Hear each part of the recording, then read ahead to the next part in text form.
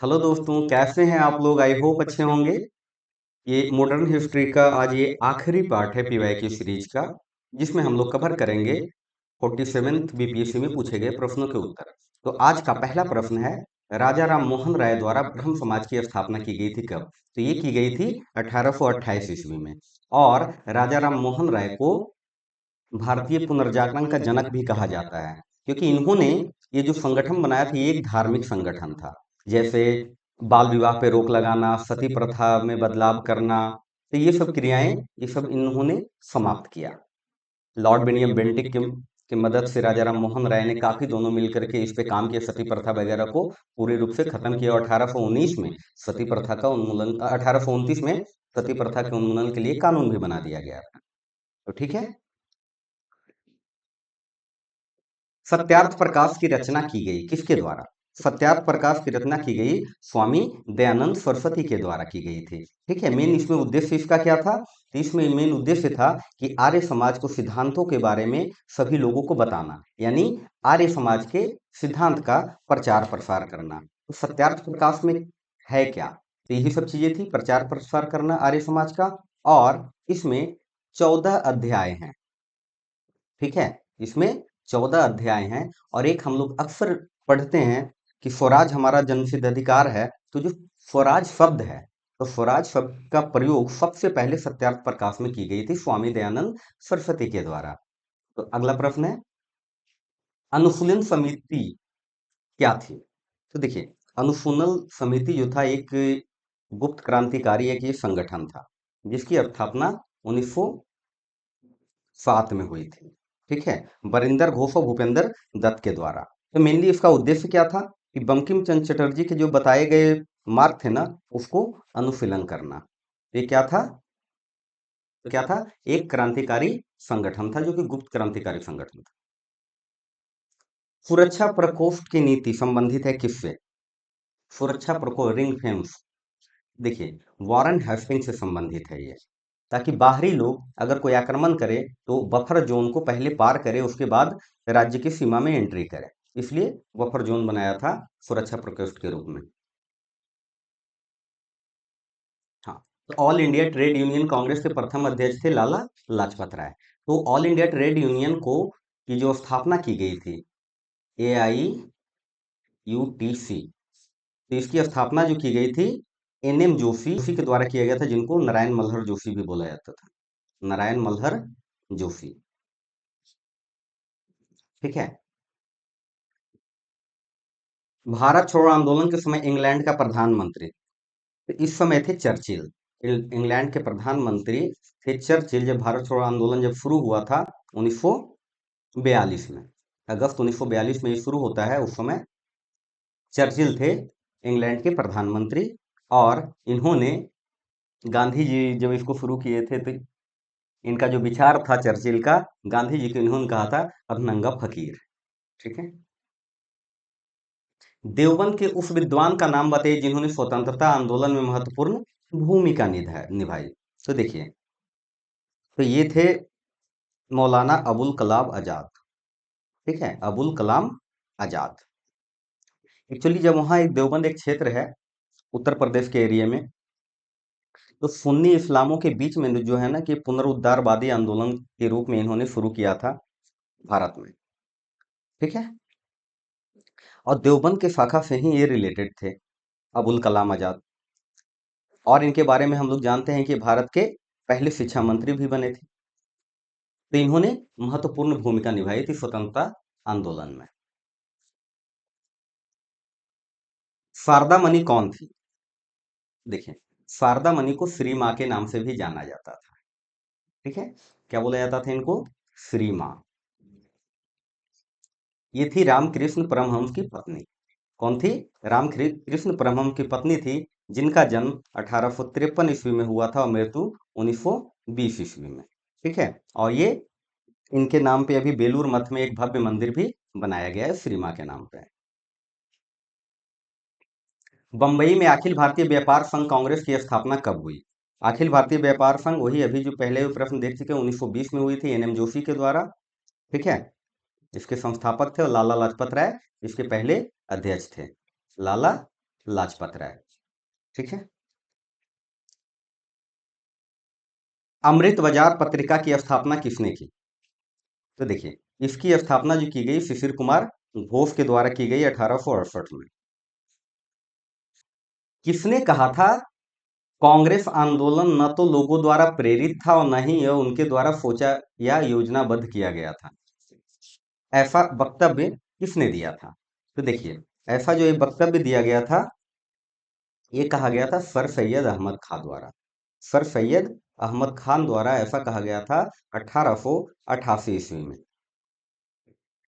Sir Syed Ahmad Khan के बारे में अगर आप लोग जानते होंगे तो इन्होंने यूनाइटेड इंडियन पेट्रियोटिक एसोसिएशन की स्थापना भी इन्होंने ही किया था।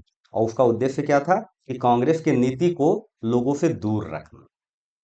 कांग्रेस की नीति को लोगों से दूर रखना मतलब कि उसकी जो नीतियां हैं, उसकी जो विचारधारा है, उससे लोगों को दूर रखो ताकि ज्यादा लोग कांग्रेस से न जुड़ पाए। तो उसी के द्रव्यमान इन्होंने कहा था कि कांग्रेस आंदोलन न तो लोगों द्वारा प्रेरित था और न ये उनके द्वारा सोचा या योजनाबद्ध किया गया था। चलिए, गांधी इरविन समझौते के हस्ताक्षरित होने में कितने महत्वपूर्ण भूमिका किसने महत्वपूर्ण भूमिका निभाई? मतलब मध्यस्थता किनके द्वारा किया गया था गांधी इरविन समझौता के समय? तो ये किया गया था तेज बहादुर सप्रू के द्वारा। किसके द्वारा किया गया था? तेज बहादुर सप्रू के द्वारा 5 मार्च 1931 को। ठीक है।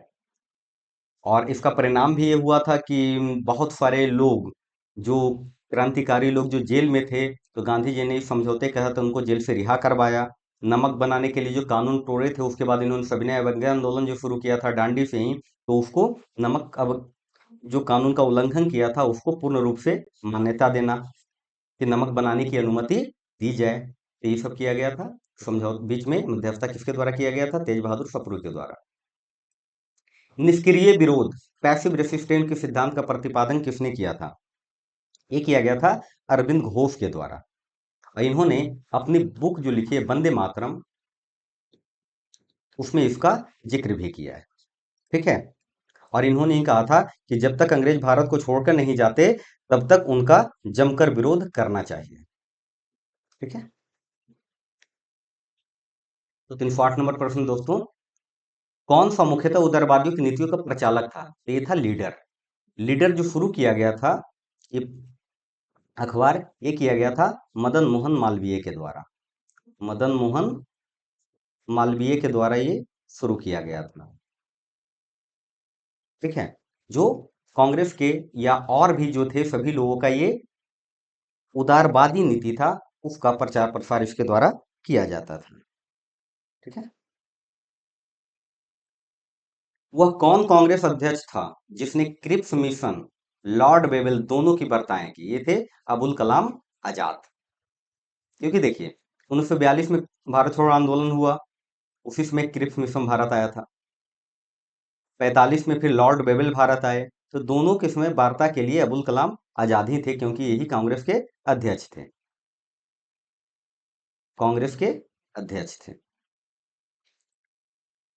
और इन्होंने जो अध्यक्षता की ये 1940 से लेकर के 46 तक, क्योंकि उस समय चल रहा था सेकेंड वर्ल्ड वॉर। सांप्रदायिक अवार्ड एवं पुणे पैक्ट में क्रमशः दलित वर्ग की कितनी सीटें दी गई थी? तो देखिए, ये दोनों को मिलाकर के क्रमशः 71 और 148 सीटें दी गई थी। तो सांप्रदायिक अवार्ड का जो ये हुआ था, ये हुआ था 16 अगस्त 1932 को। और पुणे पैक्ट भी फिर हुआ सितंबर में। तो पुणे पैक्ट हुआ सितंबर में, जिसमें 24 सितंबर 1932। इसमें दी गई 148 सीटें और इसमें दिया गया था 71 सीटें। तो क्रमशः 71 और 148। सांप्रदायिक अवार्ड में 71 सीटें और पुणे पैक्ट में 148 सीटें, दोनों 1932 में ही हुई थी। दोस्तों, तो अगला प्रश्न है, निम्नलिखित उद्योगपतियों में कौन से व्यक्ति लंबे समय तक एआईसी के खजांची रहे? ठीक है। सबसे लंबे समय तक एआईसी के खजांची, तो ये रहे थे जमना लाल बजाज। ठीक है।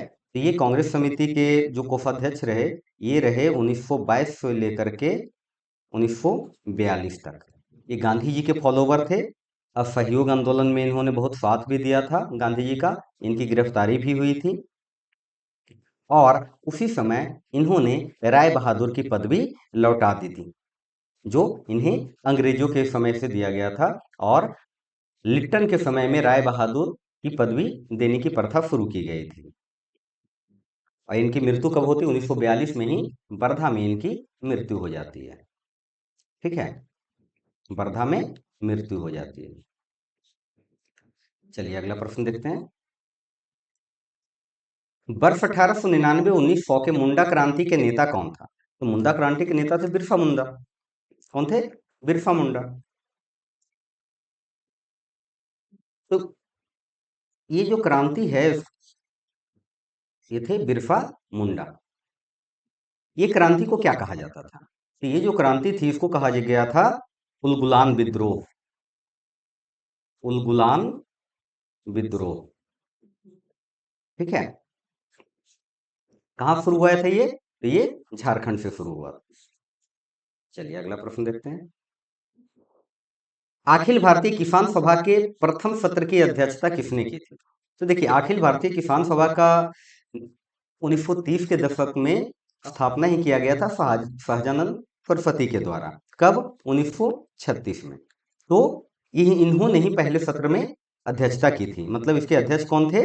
शाहजानंद सरस्वती। और सचिव कौन थे? एनजी रंगा।